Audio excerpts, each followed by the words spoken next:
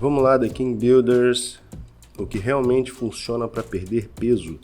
Algumas observações em relação ao cardio. Dúvida entre musculação e cardio para queima de gordura. Você consegue queimar até 600 calorias por hora. Vai depender aí da intensidade com cardio. Queima caloria? Queima. Mas a gente tem que levar em consideração uma coisa chamada compensação metabólica. O seu corpo entra em um estado de economia de energia depois de fazer um exercício intenso. E isso acontece depois do cardio. E pode fazer com que você reduza o consumo calórico do seu corpo em até 15% ao longo do dia. O que nos leva a acreditar que o treinamento de resistência, no caso a musculação, o levantamento de peso, tem também o seu papel de importância e pode elevar o metabolismo basal por até 48 horas. Segundo ponto é a comparação de gasto energético. Um estudo do Journal of Strength and Conditioning Research mostrou que a diferença de calorias queimadas entre o cardio e o treinamento de resistência é de apenas 7%. E a explicação para isso é que é comum achar talvez que o cardio queima mais, eu imagino que seja porque você fica mais cansado. Terceiro apontamento é o efeito do cardio no gasto energético diário. Forçar o exercício cardiovascular, diferente do exercício de intensidade muscular, pode diminuir em até 15% do seu gasto energético pelo final do dia. Para quem continua treinando, precisa voltar aos exercícios, pode ser uma escolha menos favorável, porque o corpo tenta compensar o gasto calórico do final do dia. Quarta questão, isso todo mundo sabe, pelo menos eu imagino, que é a verdade sobre a perda de gordura em comparação ao cardio, né? 80% do peso é determinado pela dieta. Só 20% é determinado pelo exercício, incluindo o cardio.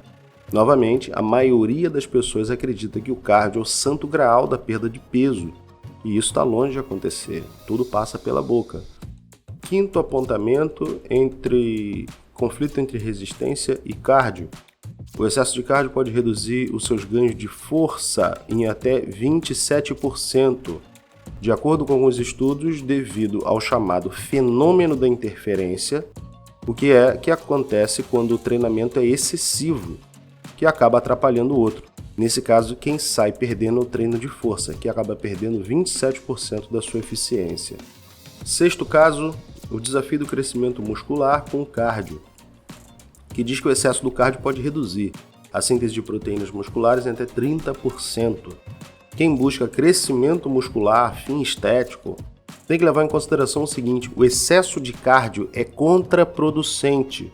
Alguns estudos mostram que ele pode, em excesso, reduzir em até 30% a síntese proteica.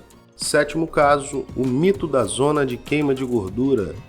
O corpo queima uma mistura de carboidrato e gordura, independente da zona que você está treinando.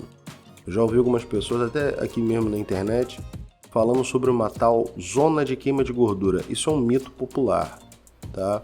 A verdade é que o corpo ele se utiliza tanto de gordura quanto de carboidrato como fonte de energia, independente da intensidade do exercício.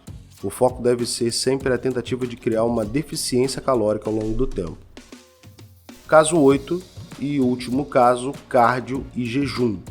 Esse aqui vai criar polêmica, mas não há evidências sólidas que suportem que o cardio em jejum queime mais gordura que o cardio pós-refeição. Ok? O cardio em jejum é comum aí entre a rapaziada, o pessoal do bodybuilding, também usa muito essa prática, só que a literatura científica não dá suporte a isso, pessoal. O corpo humano ele é muito mais complexo que isso. A ideia do cardio em jejum, ela vem do fato que, na ausência da glicose em circulação, o corpo ele vai queimar a gordura armazenada. Só que é um pouco mais complexo que isso, porque o corpo ele acaba fazendo ajustes em relação a esses substratos energéticos ao longo do dia. O corpo ele é mais rápido que a nossa ação sobre ele. Ele é muito mais adaptado do que nós imaginamos. Então, a perda de peso e a composição corporal são influenciadas por fatores a longo prazo, pela dieta, pelos exercícios a longo prazo, e não pelo fato de você ter tomado o café da manhã ou não. E tem mais, existem evidências de que esse tipo de jejum, em teoria, pode reduzir o desempenho do treino, reduzindo a eficácia da perda de gorduras. Beleza? Bye bye!